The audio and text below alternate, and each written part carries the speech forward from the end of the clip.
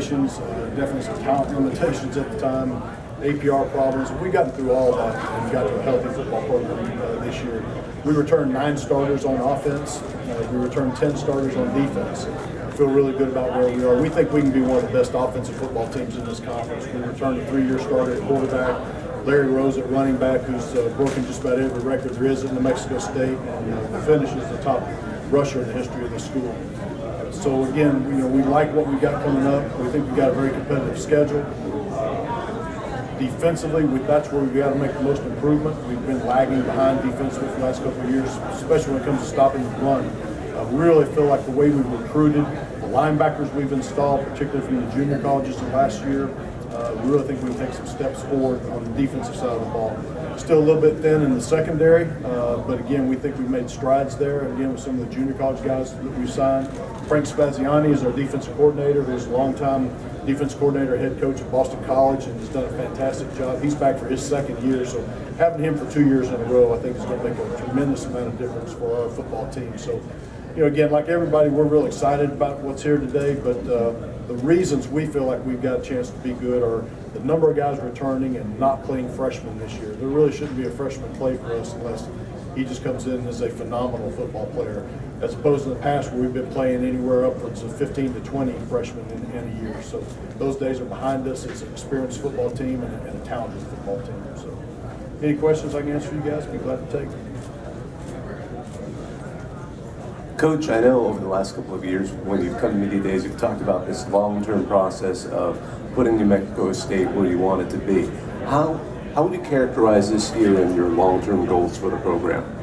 Yeah, this is the team that we've been pointing to for the last 4 years. We knew it was going to take us 4 recruiting classes to get the scholarship numbers and the talent level where we needed to be. So that is this year. So we feel really good about the progress we've made and where we're at. Moving forward, obviously, this is the last year of us in the Sun Belt. We're going independent after this, so it's really important that our football team is healthy moving into this next frame, because our conference schedule is no longer going to be there. We're going to be playing an independent schedule. We still have the 2 rival games with the University of New Mexico and UTEP. We're going to pick up a couple of Sun Belt teams that we're going to continue to play, Lafayette and Georgia Southern, so those rivalries are going to remain for us. But the rest of the schedule is going to be a little bit more challenging than what we've had in the past. And last December, Andy said that this season upcoming has a lot to do with your future with the team as well. And with the team in its last year in the Sun Belt, does that add any perspective to the season at all? Well, I mean, every coach has to win every year, so we don't worry about any of that. Like I said, we're really proud of what we've done and where we put the football team. We think we put it in a position to be successful, and that's all you can do as a coach and as players. So now we just look forward to getting that play from them. Hey, Coach, I know you mentioned you've got a lot of talent coming back this season, especially on the defensive side of the ball. I'm wondering if you're anticipating a lot of growth and progress just from that returning experience.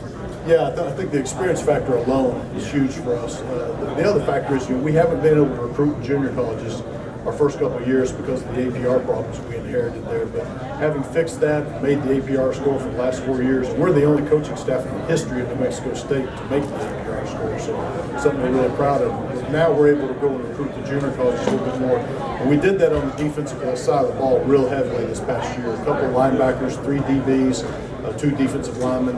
We also have a 5th-year grad transfer from Arizona, Calvin Allen, coming in as a defensive lineman. So I think those guys, along with all the returners, really give us a chance to get better athletically on defense.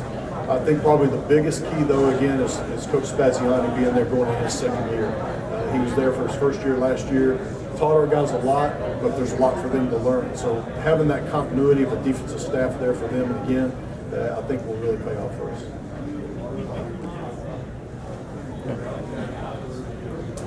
Coach over here. Discuss your special teams and your punter as well. I think was all conference punter, and how important will that be towards just the development of the team, using special teams as a potential advantage during the season? Great question. Special teams is so much related to field position. And Peyton Theisler came in last year as a true freshman for us and really had a phenomenal year.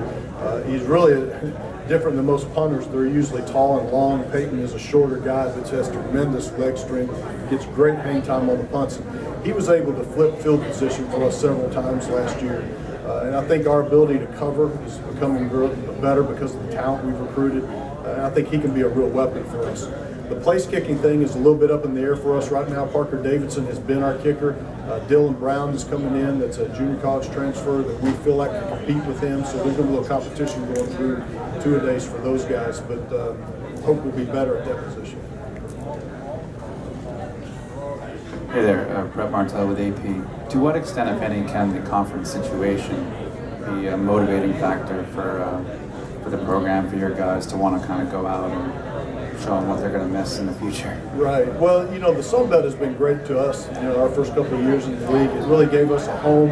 It gave us a recruiting identity for the first couple of years to build the program. So we're very appreciative for our time here in the Sun Belt. It's a good conference. It's a lot of good coaches in this conference, a lot of parity in this conference. But we certainly would like to make some noise going out and set ourselves up for our future.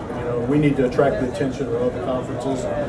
Moving into the independent schedule, like I said, we need some momentum doing that. So winning through the Sun Belt would make a great statement about how far we've brought our football team. Because if you can win in this league, you can win in just about any other group of our conference.